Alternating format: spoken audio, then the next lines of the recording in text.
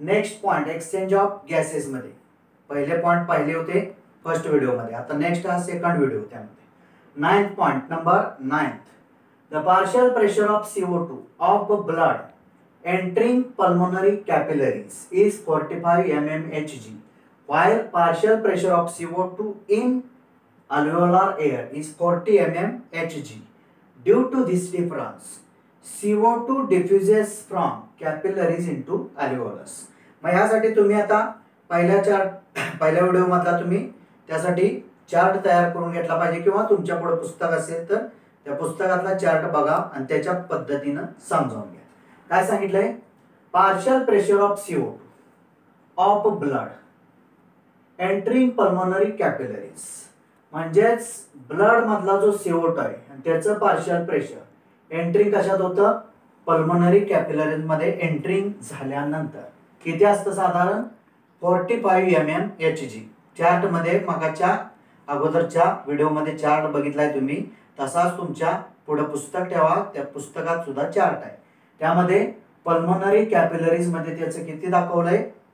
Partial pressure 45 mmHg. कुणाचं? CO2चं. Why partial pressure of CO2 in alveolar air. Alveolar air पहिला त्यामधला column लागतो, त्याच्यानंतर येतो तो ब्लड डिऑक्सिजनेटेड, ब्लड ऑक्सिजनेटेड. तसं त्यामध्ये अल्व्हेओलार एअर त्यामधलं जे पार्शियल प्रेशर आहे CO2चं किती असतं? साधारण 40 mmHg. बघा तुम्ही चार्ट मध्ये. ड्यू टू धिस डिफरन्स, मग हा जो डिफरन्स आहे 45 आणि 40, त्या डिफरन्स मुळे CO2 डिफ्युजेस फ्रॉम, हा जो डिफरन्स आहे त्यामुळे काय होतं? CO2 डिफ्यूज होतो, पसरतो. कुठून? From capillaries into alveolus. From capillaries into alveolus means partial pressure of CO2 in capillaries किती असतं? 45 mmHg. Partial pressure of CO2 in alveolus किती असतं? 40 mmHg. म्हणजेच आपण त्यासाठी अगोदर पाहिलेलं आहे कॉन्सन्ट्रेशन ग्रेडियंट जे म्हणतो आपण, तशा पद्धतीने काय घडतं? डिफ्युजन घडतं. म्हणजेच diffusion takes place by concentration gradient. Diffusion जे घडतं ते कसं घडतं? Concentration gradient. मग कॉन्सन्ट्रेशन ग्रेडियंट न घडतं म्हणजेच diffusion takes place by higher pressure और कॉन्सन्ट्रेशन टू लोअर प्रेशर और कॉन्सन्ट्रेशन. मग हायर प्रेशर कुणाचा आहे किंवा हायर कॉन्सन्ट्रेशन कुणाचा आहे? 45 mmHg. CO2चं हायर प्रेशर कशामध्ये असतं? कॅपिलरीज. लोअर प्रेशर कशामध्ये असतं? 40 mmHg. कुणाचं? CO2चं. कशामध्ये? अल्व्हेओलस मध्ये.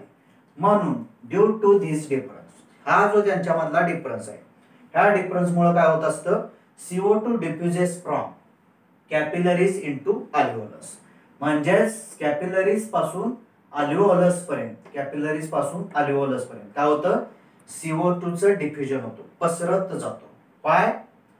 In capillaries, higher concentration is present. In alveolus, lower concentration is present. And diffusion takes place by higher concentration, that is 40 mmHg in capillaries, to lower concentration, that is 40 mmHg in alveolus किंवा alveolar air. यामुळे म्हणजे higher concentration पासून lower concentration मध्ये काय होतं? Diffusion घडतं. त्या difference मुळे CO2 कॅपिलरीज पासून अल्व्हेओलस पर्यंत पसरत जातो, डिफ्यूज होतो. Next point 10th. The partial pressure of O2 of blood in pulmonary capillaries is 45 mmHg while in alveolar blood is 104 mmHg. Due to this difference, इथं सुद्धा तेच सांगितले. O2 diffuses from alveoli to capillaries. O2 जो diffuse झालेला असतो तो कसा झालेला असतो? अल्व्हेओलाई पासून कॅपिलरीज पर्यंत. का? तर ते आता तुम्हाला आता पॉइंट समजला असेल.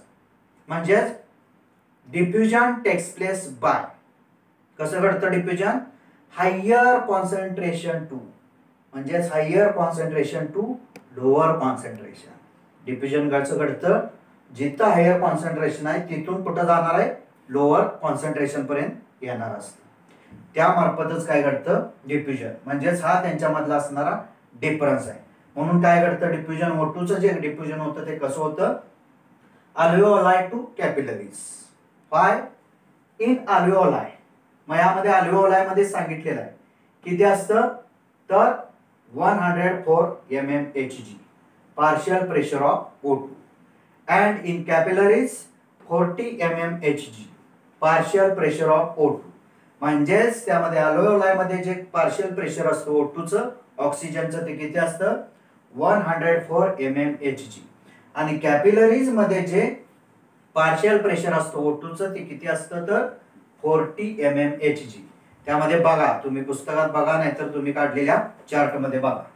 म्हणजेच कॉन्सन्ट्रेशन जिथं हायर आहे तिथून लोअर कॉन्सन्ट्रेशन पर्यंत काय होतो O2 डिफ्यूज होत जातो, पसरत जातो. हे इथं सांगितलेलं आहे.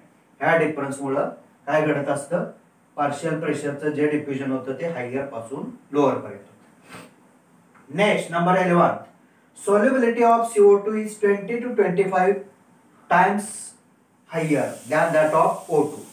म्हणजेच ऑक्सिजन आणि CO2 म्हणजेच कार्बन डायऑक्साइड यांचं जर कंपॅरिझन केलं तर सोल्युबिलिटी ऑफ CO2 म्हणजेच कार्बन डायऑक्साइडची जी सोल्युबिलिटी असते, सोल्युबल होण्याची क्षमता is 20 to 25 times higher than that of O2. Oxygen पेक्षा CO2 ची म्हणजेच कार्बन डायऑक्साइडची जी सोल्युबिलिटी आहे, सोल्युबल होण्याची क्षमता ही 20 ते 25 पटीनं ऑक्सिजन पेक्षा जास्त असते. म्हणजेच 11 point solubility of CO2 is 20 to 25 times higher than that of O2. Number 12, in a partial pressure the amount of CO2 diffuses through partial pressure, the amount of CO2 diffuses through diffusion membrane per unit difference is much higher compared to that of O2. म्हणजे CO2 आणि O2 जर comparison केलं तर त्या comparison मध्ये काय होतं, partial pressure जे आहे कुणाचं, the amount of CO2 diffuses कशामार्फत होतं, CO2 चं जे डिफ्युजन होतं कशामार्फत होत असतं, diffusion membrane per unit difference is much higher compare to that of O2. म्हणजे डिफ्युजन मेम्ब्रेन मधून CO2 आणि O2 हे जे काय होतात डिफ्यूज होतात, ते डिफ्यूज होण्याचं जर कंपॅरिझन बघितलं तर कुणाचं जास्त असतं, मच हायर. कुणाचं तर CO2 diffusion is much higher compare to that of oxygen. म्हणजेच ऑक्सिजन पेक्षा कार्बन डायऑक्साइडचं जे डिफ्युजन होण्याचे जे मेम्ब्रेन मधून डिफ्युजन होण्याची जी क्षमता आहे ती मच हायर आहे कुणापेक्षा, ऑक्सिजन पेक्षा. Next number 13, the diffusion membrane is made up of 3 major layers such as. मग डिफ्युजन मेम्ब्रेन जे आहे ते कशाचं डिफ्युजन मेम्ब्रेन, जे डिफ्यूज होण्याचं आहे म्हणजेच ज्यांचं डिफ्युजन होतं O2 आणि CO2चं कशातून होतं तर डिफ्युजन मेम्ब्रेन मधून होतं. ते जे डिफ्युजन मेम्ब्रेन आहे ते कशानं बनलेलं असतं, 3 मेजर लेयर्स. कशानं बनतं, 3 major layers such as thin squamous epithelium of alveoli. Alveoli जे आहे त्याचा असणार थिन स्क्वॅमस इपिथेलियम हा त्यामधला पहिला लेयर. नंतर एंडोथेलियम ऑफ अल्व्हेओलार कॅपिलरीज. मग ह्या जे अल्व्हेओलार कॅपिलरीज आहेत त्याचं असणार एंडोथेलियम. आणि तिसरं काय, बेसमेंट सबस्टन्स. ज्या दोघांच्या मधला जो असतो सबस्टन्स तो. म्हणजेच काय सांगितलं या पॉइंट मध्ये, the diffusion membrane is made up of. हे जे डिफ्युजन मेम्ब्रेन असतं O2 CO2 डिफ्यूज होण्याचं जे मेम्ब्रेन आहे, ज्या आवरणातून ते डिफ्यूज होतात ते मेम्ब्रेन कशाने बनलेलं आहे, made up of 3 major layers. त्यामध्ये 3 मेजर लेयर्स असतात सच ॲज. मग त्यामध्ये फर्स्ट थिन स्क्वॅमस इपिथेलियम हा जो दिसतोय तो काय, थिन स्क्वॅमस इपिथेलियम. नंतर एंडोथेलियम ऑफ अल्व्हेओलार कॅपिलरीज, हे जे दिसतंय ते endothelium of alveolar capillaries. And third basement substance. आणि या दोघांच्या मधला जो असतो तो काय असतो, बेसमेंट सबस्टन्स. असे 3 काय असतात, मेजर लेयर असतात, मुख्य असणारे layer present in between them. म्हणजे ह्या दोघांच्या मध्ये काय असतं, बेसमेंट सबस्टन्स असतो. Next point number 14, the total thickness of diffusion membrane is much less than millimetre. मग हे जे 3 लेयर दाखवलं ह्यांचा जो थिकनेस असतो, total thickness of diffusion membrane, ह्यांचा जो थिकनेस असतो तो मच लेस दॅन मिलीमीटर, म्हणजेच 1 मिलीमीटर पेक्षा सुद्धा त्यांचा थिकनेस अगदीच कमी असतो. म्हणजेच 14 point, the total thickness of diffusion membrane is much less than a millimetre.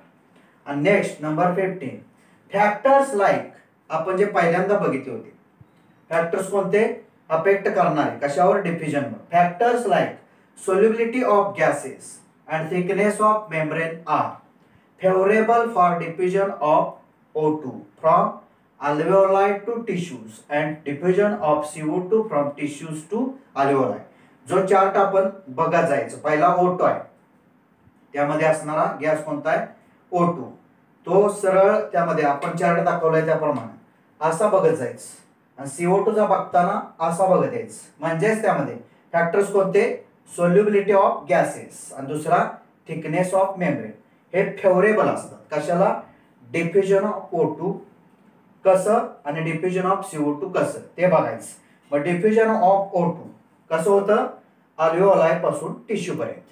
म्हणजेच O2 पहिल्यांदा अल्व्हेओलाई मध्ये जातो, नंतर O2 अल्व्हेओलाई मधून गेल्यानंतर परत पुढे कुठे जातो तर टिश्यूज मध्ये जातो. म्हणजे अल्व्हेओलाई पासून टिश्यूज पर्यंत त्याचं काय होत असतं, डिफ्युजन होत असतं, higher concentration to lower concentration. And diffusion of CO2 from tissues to alveoli. आणि CO2 चं उलट बघत यायचं, असं यायचं, तिथं त्या चार्ट मध्ये आपण दाखवलंय तसं. CO2 चं डिफ्युजन कुठून होतं, शेवटचा जो कॉलम आहे टिश्यूचा, तिथून अल्व्हेओलाई पर्यंत. मग टिश्यू नंतर ब्लड येतं, ऑक्सिजनेटेड, डिऑक्सिजनेटेड, आणि नंतर अल्व्हेओलाई येतं. असं त्यांचं डिफ्युजन होतं. म्हणजेच डिफ्युजन ऍक्च्युअली कसं घडतं, from higher concentration to lower concentration. मग इथं ज्यावेळी O2 चं डिफ्युजन होत असतं त्यावेळी अल्व्हेओलाई मध्ये त्याचं पार्शियल प्रेशर किती असतं, तर तिथं सांगितलं होतं आपण 104, आणि इथं साधारण टिश्यू मध्ये किती असतं तर 40. म्हणजेच हायर कॉन्सन्ट्रेशन पासून लोअर कॉन्सन्ट्रेशन. तसंच डिफ्युजन ऑफ CO2 टिश्यू मध्ये किती असतं, साधारण 45 असतं, आणि अल्व्हेओलाई मध्ये मागे येतं त्यावेळी ते किती राहतं, 40 mmHg राहतं. म्हणजेच higher concentration to lower concentration. एवढं लक्षात ठेवायचं. कॉन्सन्ट्रेशन ग्रेडियंट म्हणजेच काय, किंवा डिफ्युजन जे घडतं, diffusion takes place by concentration gradient. Diffusion जे घडतं ते कॉन्सन्ट्रेशन ग्रेडियंट मार्फत घडतं किंवा प्रेशर ग्रेडियंट मार्फत घडतं. म्हणजेच तेवढं डोक्यात ठेवायचं. कॉन्सन्ट्रेशन ग्रेडियंट किंवा प्रेशर ग्रेडियंट कशाला म्हणायचं, तर कशाला म्हणायचं, diffusion takes place by higher concentration to lower concentration. अगदी हाय असणाऱ्या कॉन्सन्ट्रेशन कडून लो असणाऱ्या कॉन्सन्ट्रेशन कडे काय होत असतं, पसरण्याचं काम होत असतं. म्हणजेच डिफ्युजन होण्याचं काम होत असतं. मग त्यामध्ये O2 कसा होतो, अल्व्हेओलाई पासून टिश्यू पर्यंत, कारण अल्व्हेओलाई मध्ये हायर असतं, टिश्यू मध्ये लोअर असतं. आणि CO2 चं कसं होत असतं तर higher concentration to lower concentration, म्हणजे टिश्यू पासून अल्व्हेओलाई पर्यंत. टिश्यू मध्ये हाय असतं आणि अल्व्हेओलाई मध्ये लोअर असतं. समजलं? धन्यवाद.